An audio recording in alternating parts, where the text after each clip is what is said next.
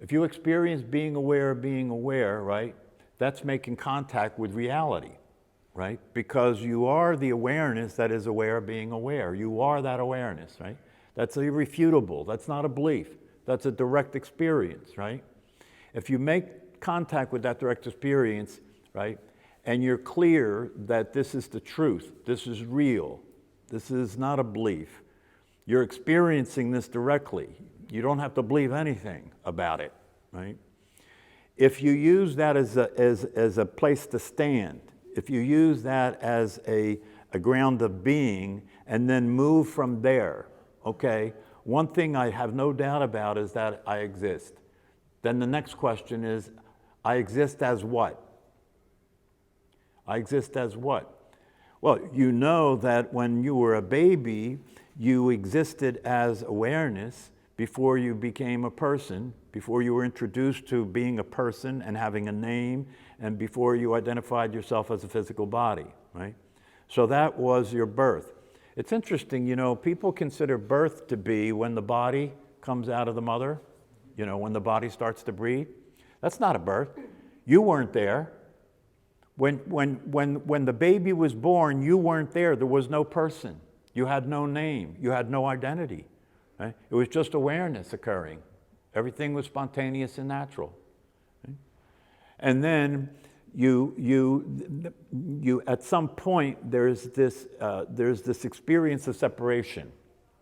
It's inevitable, right? Because you were born into a situation in which time and space are considered to be reality. Right? You take that on. You know, you've come into the world. And so it's inevitable that at some point you experience yourself to be a separate identity. And then that gets named, right? And then that gets conditioned into all the rest of it, you know, that the rest of the agreed upon world, you know. As a baby, you're taught this is that, this is that, this is that. The world literally shows up in language for you, right? And so you become conditioned. But we know that that conditioning is a process that occurs with the brain and with the memory. We know that, right? This is science. This is not a belief, right? And we also know that if that is taken away through damage, right, that the whole thing comes to an end, that who you thought you were is no longer there. That's not a belief. That is not something academic. That's an actual, true experience that people have that get brain damage. So if you start from what you know is direct experience, experientially true, right? And then once you have that experience, that direct contact with the nature of your being, right? Then you stop assuming anything. You see what I'm saying? Because the rug's been pulled out from under you. You stop assuming that everything that came along with the conditioning, right, is up for grabs. It's up for question, right? Because that's all learned. That all got learned. That was not directly experienced. That all got learned, right? So once you see that that's the case, if you do see that that's the case, and if it is a direct experience, right, not something you learned, right, it's not something you learn, you have to directly experience that. That's why meditation is so critical, because meditation is giving you the opportunity to use this practice as a way of making direct contact with reality. When you move your attention from thinking, you know, because the world of thinking is the world of conditioning, right? The world of thinking involves the beliefs you have, you know, what you think is true, what the agreements about reality are, and all that jazz, right? When you start to move away from that, you start spending some time away from that, it starts losing its validity. It starts weakening in terms of how real and how true it is, right? Because when you're away from that and you're watching the body breathing, that's not there. Even if it's not there for a moment, and then you go back to thinking again, you've had a moment of experience of what is true, which is that world of thinking and that world of thought is something that is being created by the conditioning and the memory and the process there, and being reinforced by interacting with all the rest of the human beings who are living in that thought world. It's being reinforced by that. That's what makes it so powerful. You know what I mean? That's what makes the challenge of waking up challenging, because you have this experience of being awake, you see things as they are, you recognize your true nature as awareness itself. You begin to see this opens up a whole new realm of possibility, a whole new world, a whole different experience of what reality is. And if you have that experience, for a lot of people, it's overwhelming. They feel overwhelmed with emotion and everything, because it's, oh my God, I finally see things as they actually are, right? But it doesn't last, because you can't stay in the direct experience of awareness and be in the world. You can't do that, because awareness is formless, it's timeless. It doesn't exist in time and space, right? So you can have an experience of that, but then in order to participate in your life, you have to come back, and be back in the experience of a physical body and the personality interacting with everybody else in this game we're playing in time and space. So when you do that, which you have to do, when you do that, right? Then what happens is, once you get back into that experience of being a physical body and a personality, then it seems like, oh, how real was that? How real was that other experience, right? Or you may consider it to be real and say, I had it, but I lost it. Yeah? But the reality of it is, you can't lose it. What you have to do, and that's why I did the talk about the metaphor about the movie. You can't lose it if you realize that when you're looking at the movie, you're seeing the screen. When you're looking at what appears to be the world, you're seeing awareness. The awareness is the screen. But the rest of the world, almost everybody on the planet doesn't have it that way. Almost everybody on the planet thinks that that's real, and time and space are real, and I am really this body, and I'm really separate from you, and everybody's playing that game full out. They're playing it full out. Full out means that it's so serious, the threat that I experience from you because you're different than me and you believe things that threaten me is so serious that I'll kill you. That's how real it is. And look at the news. And look at the news. So when you wake up and you discover the reality of what you are, and you realize that you're free, you're unencumbered, you no longer have to carry the weight of responsibility of being a human being anymore, right? Because you're not a human being, you're now being human. You're not a human being, you're not a physical body living a life, you're not a personality living your life, you're an awareness of a personality and a physical body living a life.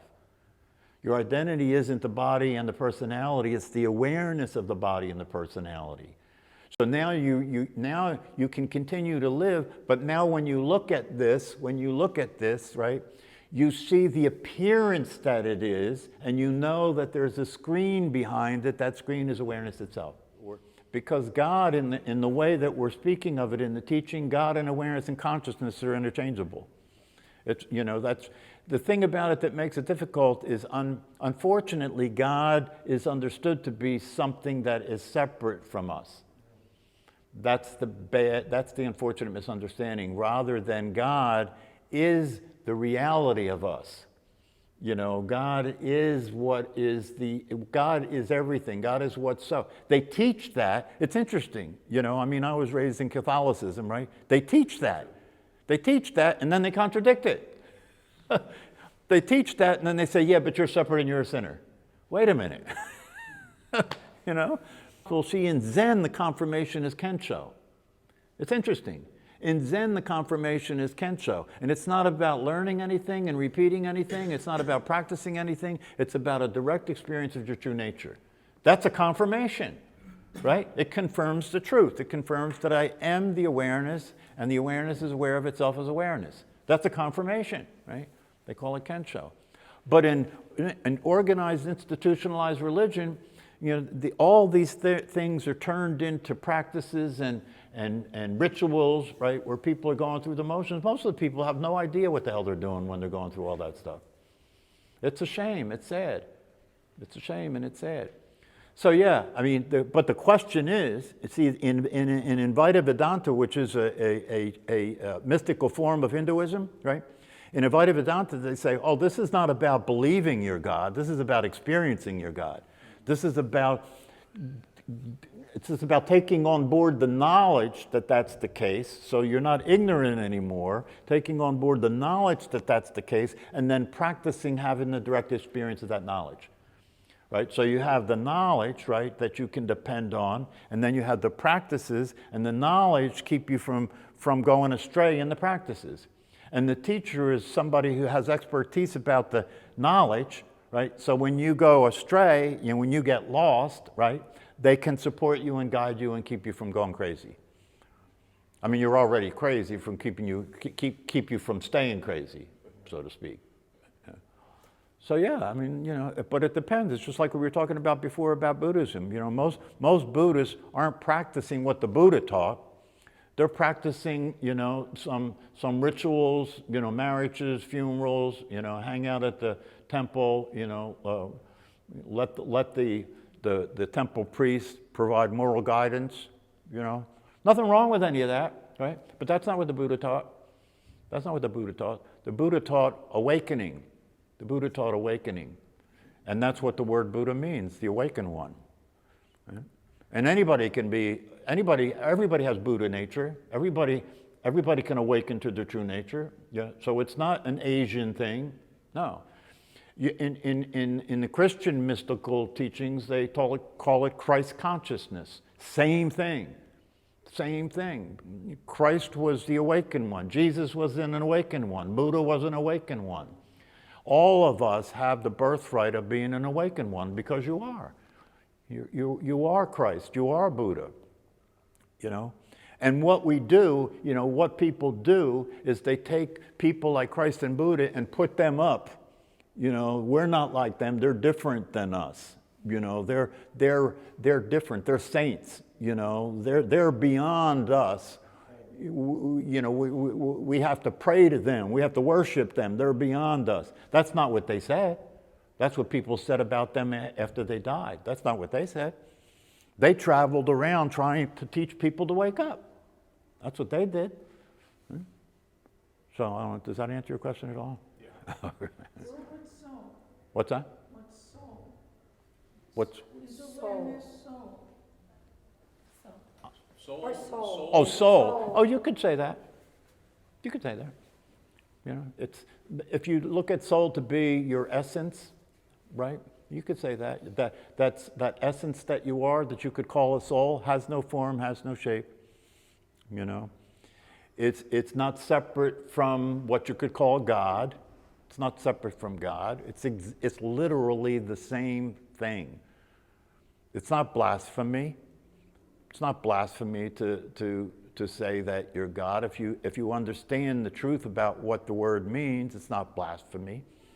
No, it just means that there is no different, there is no separate, there is no high, there is no low. Everything is exactly the same. Everything is exactly the same. Everything is awareness itself. If you turn that into a story, and you make somebody who's experiencing that different than you, then the whole thing goes off the rails and it turns into God and not God and heaven and earth and all that. Yeah. But what they say is the kingdom of heaven on earth, not the kingdom of heaven up. The kingdom of heaven exists right now where you are. Right? The kingdom of heaven on earth. And in Buddhism, they say samsara is nirvana. Samsara is a word in Buddhism, in Sanskrit, that means the ordinary way that things are, time, space, all that. They say samsara is nirvana. That's the kingdom of heaven on earth. That what appears to you to be separate, from heaven is heaven. It depends on where you're looking at it from. That's why when you wake up, nothing changes and everything's different, because where you're looking at it is from a different place. The thing is this, and this is a meditation class. I mentioned to Frank earlier that I have to stay in my lane. I have to stay out of trouble, because the purpose of this is to teach meditation, but I don't know how to teach meditation without getting involved with the truth. Because meditation is a practice that allows you to wake up. It allows you to see things as they are. So how can I talk about meditation, which is a vehicle for that, without talking about that? Okay? But beyond that, I'm not going to interact with you in a way that I might interact if I was just a spiritual teacher. You know, spiritual teachers sometimes just tell it like it is. You know, like David did last night. You know, if somebody's off the rails and they're just talking think talk, the teacher will say, you know, you're not ready. You're not ripe. You know, you have ears, but you can't hear. You have ears, but you can't hear. You can only hear what makes sense to you as a thinking being. But this doesn't make sense as a thinking being. This is the truth, right? It's not a thought. It's not a thinking activity. It's something that is before thinking. It's before thinking. It's between thoughts, like that. And so when you practice meditation, you're moving away from the constant thought process, the constant activity, right, that involves beliefs and fears and being a separate self and protecting yourself and getting what you want and trying to be happy and trying to survive and trying to avoid what's uncomfortable. That's the life of a thinking being, right? But when you practice meditation, you're moving away from that. You're moving to a place that is a refuge from that. You're moving to a place that's quiet and still. You're moving from a place where there is no activity, where there is no threat. There's nothing to believe. And even if you're there momentarily and you go back, but you keep at it. You keep at it, right? Gradually, this other experience, this other reality will start to solidify, start to become realer and truer. And this reality that you thought was the truth was the reality that is the truth, starts to get weaker, right? It starts to become transparent. You start to realize that it is that there's no substance there. This is a dream. This is being generated in your mind, right? But this experience that you're having when you make direct contact with the truth is not being generated in your mind. Your mind's occurring in it. It's not being generated in your mind. Your mind's being generated in it. Your mind's being generated in the awareness. The awareness is the ground of being. Everything else, right, is springing from there, you know. Form is a manifestation of emptiness, you know. Awareness is appearing as the universe. And when you can see that way, right, then you're no longer fooled by the appearance. You don't take the appearance to be real. You don't take your body to be you. You know, you don't take time to be real. You don't take death to be real anymore. And you can learn, in the Advaita Vedanta teachings, you can learn these things. These things can be taken on board as knowledge, right? And then you practice to realize the knowledge. And then you meditate to realize the knowledge. So it's not just knowledge. The knowledge becomes actuality. The knowledge becomes the truth, not just knowledge. But the knowledge is useful because you have something to refer to as you're going through the process of practicing meditation. That's why the teachings are so essential. If you go to practice meditation without the teachings, you know, you're just going to be driving around in darkness. You know, you have no direction. You have no direction. You know, so it's like getting a car, but not knowing how to get from where you are to anywhere. What good is the car? Right? So when you have meditation, if you understand, if you've studied the teachings and you have meditation, now you say, oh, I have a way to practice realizing this, not just knowing about it. You know, as far as what you learned, as far as what you learned about who you are as a physical body and a person, right? Yeah. You can't realize that to be the truth because it's not the truth. You can't realize that to be the truth because it's not the truth. You can only think about it and keep referring to your thoughts, right? So people get into these philosophical conversations. It's, you know, it's thinking to develop better thinking, but it's still thinking. Like I always say, you know, they talk about think outside of the box, right? Oh, that may be useful as a more advanced way to think about things, right? But if you want the truth is thinking is the box. Thinking is the box. And thinking can only take you as far as concepts can take you, right? But concepts are very limited. Concepts are just the name and form of what's actually real. And you can get beyond name and form and experience directly what's actually real. And when that's the case, your life is transformed. You're living a different life because you're no longer who you thought you were. You're living life as what you actually are, and you're living in the world as what it actually is. You know, it's a challenging process to get from the conditioning to the truth. It's a challenging process, but it's possible. And if you understand what's at stake, it's a no-brainer. Right?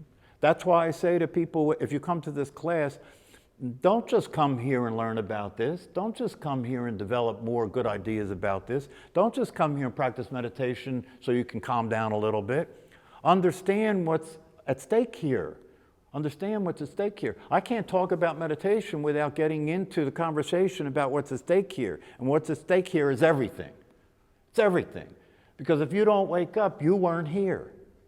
If you don't wake up, you weren't here. If you don't wake up, you were living in a thought world. You were living in a dream. You never experienced reality. And most human beings live and die and never experience reality. They only experience what they think. That's all they experience. They experience what they think. They experience fear, right? Because of the fact that they're separate from everything else, right? Confusion, because you can't figure the truth out. So they suffer from confusion, they suffer from agitation, they suffer from depression, they suffer from fear, and then they die. So it's like one of the philosophers said, I think it was Plato, said it, an unexamined life is not worth living. Because an unexamined life is not a life. It's just a thought process. That's all it is. Just a thought process. An unexamined life is a survival operation. You're just trying to get through it, right? If you wake up, you realize there's nothing to get through. This isn't going anywhere. The whole thing is happening in each and every moment. The entire thing is happening in each and every moment, and that's the only reality there is. So if you want to be happy, right? That's why they say in mindfulness, what do they mean? If you want to be happy, be here now. You want to be happy, right? Show up for the moment. That's life. That's all there really is. The rest of it's all beliefs.